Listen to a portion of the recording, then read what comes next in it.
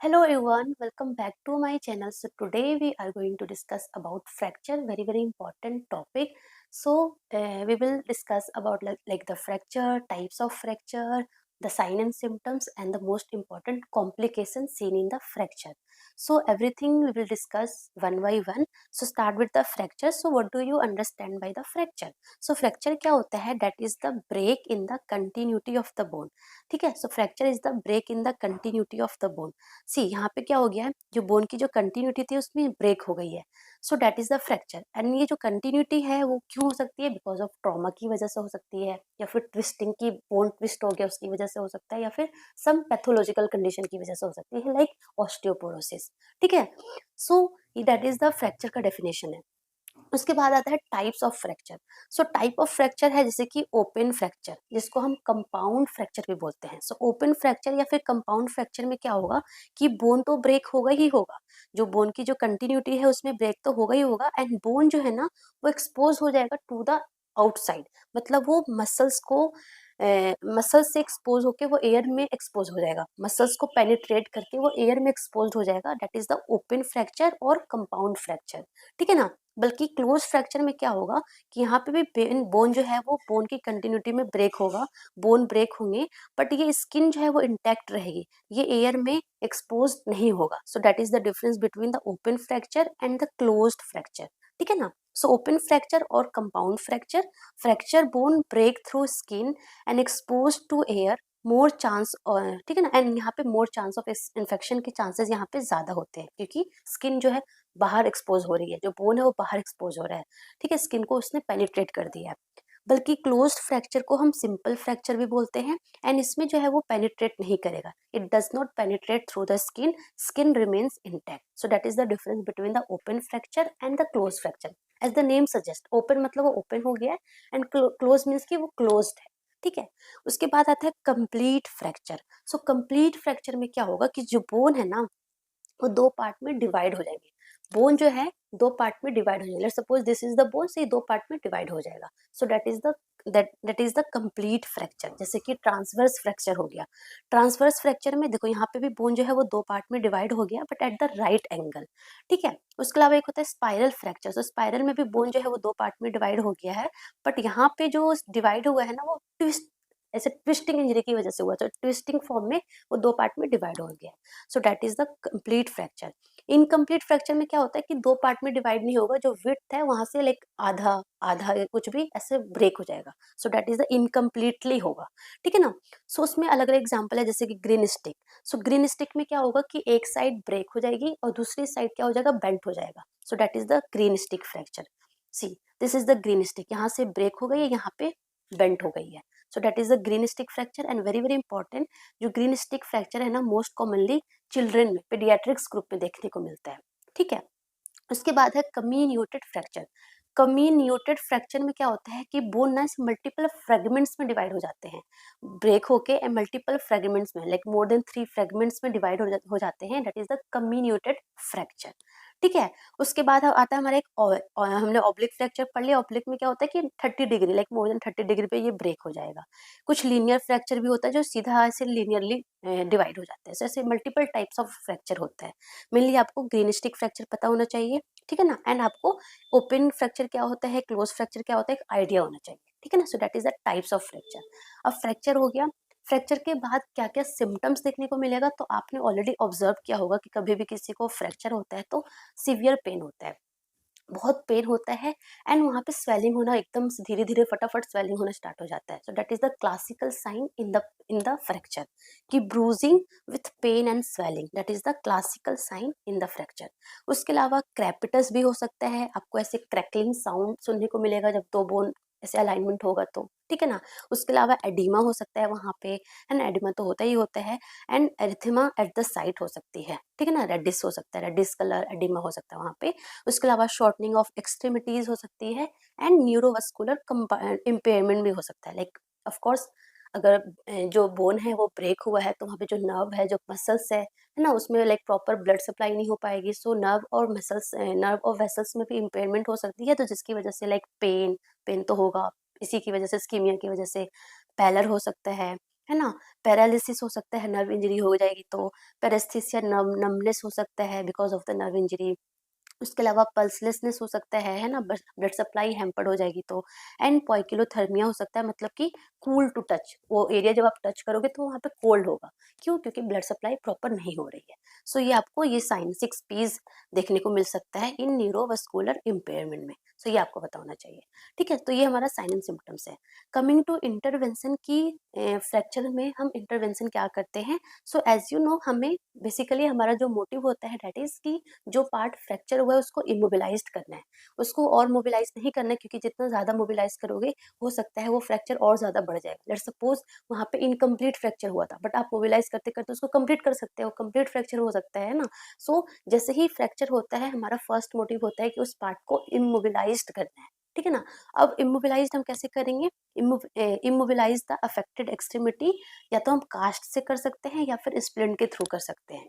सो cast basically क्या होता है? कास्ट जो है वो प्लास्टर ऑफ पेरिस या फिर फाइबर ग्लास का बना होता है। प्लास्टर ऑफ पेरिस, इसका फॉर्मूला याद कर लेना, ये एग्जाम में पूछते हैं। Plaster of Paris that is CaSO4 dot half H2O, that is the plaster of Paris, है ना। और फाइबर ग्लास का बना होता है, जो कि ऐसे हम सर्कमफेरेंशियल एरिया में ऐसे हम अप्लाई करते हैं। अप्लाई करने के बाद लाइक थोड़ा टाइम के बाद वो ड्राई हो जाता है, बट फाइबर ग्लास तो ड्राई होने का भी टेंशन नहीं, वो ऑलरेडी ड्राई रहता है। ठीक है ना। एंड यहाँ जब आप कास्ट अप्लाई करते हो ना, so this is the cast. See आपने देखा होगा, this is the cast and this is a splint. ये हमारा स्प्लिंट है। सो ये हमारा like permanent, like 2 week 3 week के लिए लगा रहता है, एंड ये लाइक आप इन बिटवीन आप निकाल सकते हो, है ना। सो ये लाइक इमोबिलाइज कर देता है, एंड ये लाइक इन बिटवीन आप निकाल सकते हो। सो दैट इज द स्प्लिंट, ये हमारा स्प्लिंट है, काइंड ऑफ सपोर्ट। एंड ये हमारा कास्ट है। ठीक है ना। तो जब भी आप कास्ट या फिर स्प्लिंट लगाते हो ना, आपको 2 चीज़ों का ध्यान रखना है। First of all, neurovascular impairment के लिए आपको ऑब्जर्व करना है। तो जैसे कि कास्ट लगा है इस एरिया में, तो आपको ये जो एक्सट्रीमिटीज है वहाँ पे आपको पल्स देखते रहना है। नमनेस वगैरह तो नहीं है, कलर देखना है ना। सो पेरिफेरल पल्स देखना है, कलर देखना है, नमनेस वगैरह के लिए ऑब्जर्व करना है। प्लस जब हम कास्ट लगाते हैं तो आपको कास्ट में इन्फेक्शन होने के भी चांसेस होते हैं, तो आपको एक्सट्रीमिटीज को चेक करना है कि टेम्परेचर तो इंक्रीज नहीं हो रही है, या फिर hot spot on the cast, cast पे कुछ हॉट स्पॉट वगैरह तो नहीं बन रहे हैं। तो ये सब आपको ध्यान रखना है न्यूरोवस्कुलर इम्पेयरमेंट के लिए। प्लस आपको साथ ही साथ इन्फेक्शन के लिए मॉनिटर करना है, ऑब्जर्व करना है, अगर पेशेंट को कास्ट लगा हुआ है तो। ठीक है ना। दिस इज द कास्ट, है ना। This is the cast. And ये हमारा स्प्लिंट है जो कि सपोर्ट प्रोवाइड करता है। उसके अलावा ट्रैक्शन भी लगाते हैं। ट्रैक्शन बेसिकली क्या करता है? काइंड ऑफ पुलिंग फोर्स, है ना। ऐसे फोर्स लगाते हैं, फोर्स लगाते हैं, ऐसे यहाँ पे फोर्स लगाते हैं, एक प्रेशर अप्लाई करते हैं, फोर्स लगाते हैं। एंड ये क्या करता है? एक ऐसे पुलिंग फोर्स लगाता है। एंड बेसिकली ट्रैक्शन मतलब कि नाम से सुन रहा होगा कि पुलिंग फोर्स लगा रहा है।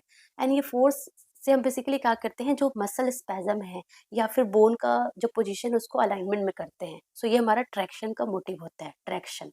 एंड ट्रैक्शन में आपको एक चीज़ का ध्यान रखना है कि जब भी ट्रैक्शन पेशेंट को लगा होता है ना, जो ये वेट है ना, ये फ्रीली हैंग होना चाहिए, ये फ्लोर पे टच नहीं होना चाहिए।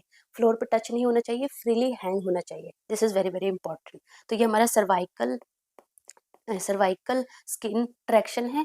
एंड उसके अलावा ये हमारा ब्रायन ट्रैक्शन है, जो बेसिकली बच्चों में लगाते हैं, ये फीमर फ्रैक्चर में ना ब्रायन ट्रैक्शन है। ठीक है ना। DDH में लगाते हैं ये। ठीक है। सो इस तरीके का एग्जाम में ये इमेज से पूछ लेते हैं। सो एग्जाम आपको पता होना चाहिए, this is the brain traction and this is the cervical traction. ठीक है ना। सो हमने ट्रैक्शन लगा दिया, हमने इमोबिलाइज कर दिया कास्ट से, स्प्लिंट लगा के या फिर ट्रैक्शन लगा के। ठीक है ना। प्लस अगर ओपन फ्रैक्चर हो रखा है, कंपाउंड फ्रैक्चर हो रखा है, तो आपको ब्लीडिंग हो रही होगी तो आपको प्रेशर लगाना है विद द क्लीन क्लॉथ या फिर गॉज, स्टेराइल गॉज से वहाँ पे प्रेशर लगाना है, सो दैट आपको ब्लीड रोकना है ना। ठीक है ना। Apply pressure with the sterile gauze. ठीक है। एंड अगर आपको स्वेलिंग दिख रही है तो आपको वो जो लिम्स को एलिवेट करके रखना है, आइस अप्लाई करनी है। ठीक है ना। End of course pain management करना है, क्योंकि पेन बहुत सीवियर होता है। सो ये हमारा मैनेजमेंट होता है, इंटरवेंशन होता है ऑफ फ्रैक्चर। उसके बाद बहुत इंपॉर्टेंट पॉइंट है कॉम्प्लिकेशन ऑफ फ्रैक्चर। कॉम्प्लिकेशन में एक हमारा होता है इमीडिएटली, जैसे ही फ्रैक्चर हुआ है उसके जस्ट बाद क्या क्या कॉम्प्लिकेशन देखने को मिल सकता है। उसके बाद एक अर्ली होता है, लाइक आफ्टर कुछ आवर्स के बाद क्या क्या सिम्टम्स, क्या क्या प्रॉब्लम कॉम्प्लिकेशन देखने को मिल सकता है।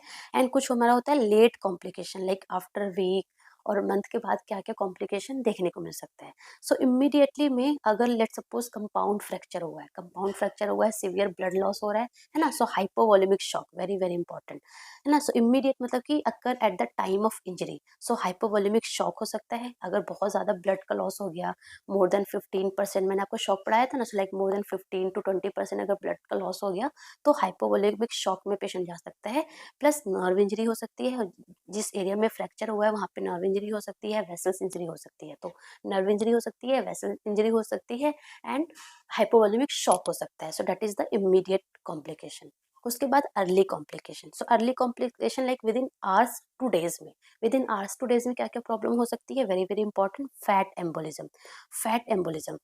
सो fat embolism basically 24 to 48 hours after fracture देखने को मिलता है। This is very important line, आपको याद रखना है कि fat embolism basically 24 to 48 hours after fracture देखने को मिलता है। एंड फैट एम्बोलिज्म में क्या होता है कि देखो, फैट एम्बोलिज्म बेसिकली अगर लॉन्ग बोन फ्रैक्चर होता है ना, लॉन्ग बोन फ्रैक्चर होता है तभी देखने को मिलता है। Long bone fracture like femur, fibula, tibia, अगर इसमें फ्रैक्चर होगा तो बेसिकली देखने को मिलता है। तो बेसिकली क्या होता है, जो हमारा बोन है, बोन मैरो जो अंदर है, उसमें बहुत सारे फैट ग्लोब्यूल्स होते हैं। तो जैसे ही वो फ्रैक्चर होता है तो उसके अंदर का जो फैट ग्लोब्यूल्स है वो भी हमारे सर्कुलेशन में जाएगा, मतलब वेसल्स के अंदर जाएगा, वो सर्कुलेशन के थ्रू कहाँ जाएगा, लंग्स में जा सकता है। लंग्स में जा सकता है तो पल्मोनरी एम्बोलिज्म हो जाएगा, मतलब कि लंग्स का जो हमारे पल्मोनरी वेसल्स है वहाँ पे जाके वो जो फैट ग्लोब्यूल्स है, जो थ्रोम्बाई है, वो जाके वहाँ पे स्टक हो सकते हैं।